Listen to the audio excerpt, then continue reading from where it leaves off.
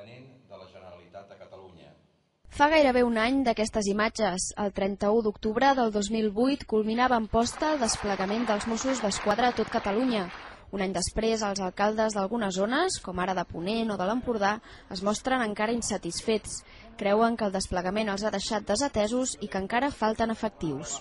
El tema de la immigració, que en principi poden ser col·lectius subjectes en determinats moments de l'any a crear o a provocar problemes pel fet de que hi hagi feina o no hi hagi feina en determinades qüestions, jo diria això, que no n'hi ha mai prou, que en voldríem més, perquè més enllà de la intervenció cal també tot el que fa referència a la prevenció. Nosaltres el que voldríem és que, potser lògicament, tindré una patrulla permanent aquí al nostre municipi. Sabem que això no és possible, però sí que sempre demanem que es puguin desplaçar el màxim de ràpidament possible, i amb això potser sí que faltaria millor, més efectius, més ben dit.